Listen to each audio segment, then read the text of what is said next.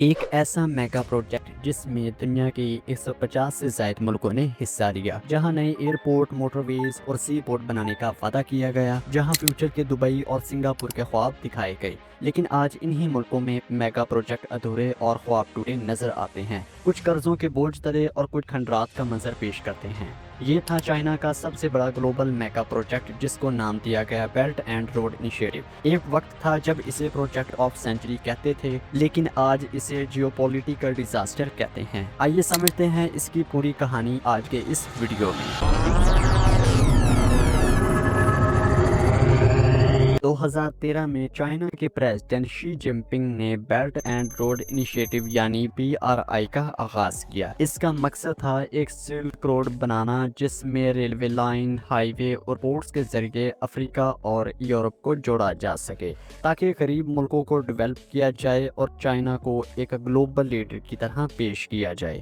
140 سے زائد ملکوں نے اس میں انٹرسٹ دکھایا اور چند ملکوں نے تو فوراً قرضہ لینا بھی شروع کر دیا۔ لیکن پیسہ چائنا نے ان ملکوں کو دیا جنہیں ویسٹرن بینک اور IMF نے قرضہ دینا بند کیا تھا۔ یہ کوئی انفراسٹرکچر نہیں تھا، بلکہ چائنا کا جیو پولیٹیکل اور اکنامک ایجنڈا تھا۔ پلان یہ تھا کہ BRI کے ذریعے غریب ملکوں کو قرضہ دیا جائے گا اور ان پروجیکٹ پر اپنی انڈسٹریل کیپیسٹی کو لگا کر اپنے لوگوں کو فائدہ دیا جائے گا۔ چائنا نے غریب ملکوں کو اتنا قرضہ دیا کہ وہ اسے کبھی واپس نہ چکا سکیں، اور اس کے بدلے میں وہ اپنی زمین یا اہم انفراسٹرکچر چائنا کے حوالے کر دیں۔ اس بات کی زندہ مثال ہے سری لنکا۔ سری لنکا کے لیڈرز کو یہ خواب دکھائے گئے، اگر وہ انڈین اوشن پر ایک نیا پورٹ بنائیں گے تو وہ دبئی کی طرح ریجنل ٹریڈ ہب بنا سکیں گے۔ چائنا نے سری لنکا کو ملاکا اسٹریٹ سے سویز کینال تک کے مصروف شپنگ روٹس پر ایک نیا گہرا پورٹ بنانے کا لالچ دیا۔ اس کا نام ہمبن ٹوٹا پورٹ رکھا تو چائنا نے $1.3 بلین دینے کا فیصلہ کیا۔ پھر چائنا نے ایک ایک کر کے اپنی ساری شرطیں سامنے رکھ دیں۔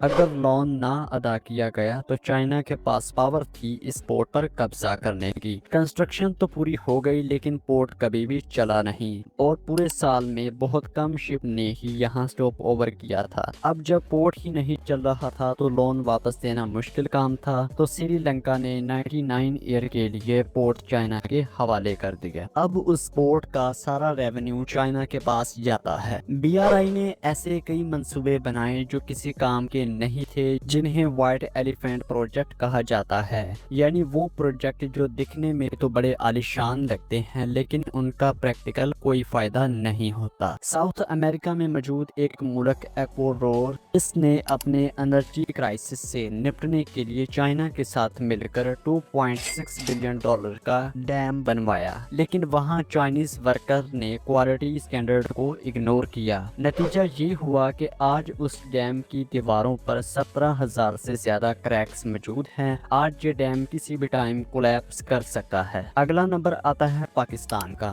CPEC یعنی چائنا پاکستان اکنامک کوریڈور، جو پاکستان کے لیے $60 بلین کا منصوبہ تھا، اور یہ پروجیکٹ بھی فیل ہو گیا، اور اب حالات یہ ہے کہ گوادر پورٹ پر 91% کنٹرول چائنا کا اور 9% کنٹرول پاکستان کا ہے۔ اصل میں BRI کبھی بھی ڈیولپمنٹ کے لیے تھا ہی نہیں، بلکہ یہ چائنا کے اپنے مفاد کے لیے تھا۔ چائنا اپنی ایکسٹرا انڈسٹریل کیپیسٹی کو ایکسپورٹ کرنا چاہتا تھا، را مٹیریل تک رسائی حاصل کرنا چاہتا تھا، اور اپنی جیو پولیٹیکل پاور چاہتا تھا۔ اب بات کرتے ہیں کہ کیا چائنا کا یہ خواب پورا ہوا؟ اصل میں چائنا جیسے چاہتا تھا ویسا تو نہیں ہوا۔ چائنا چاہتا تھا دنیا میں اپنا کنٹرول بلڈ کرنا، الٹا BRI کی وجہ سے اسے ڈیبٹ ٹریپ ڈپلومیسی کا لیبل لگ گیا۔ BRI کی وجہ سے چائنا کی خود کی اکانومی سلو ہو گئی، اربوں خربوں ڈالر واپس لینے اور جن پروجیکٹ پر قبضہ کیا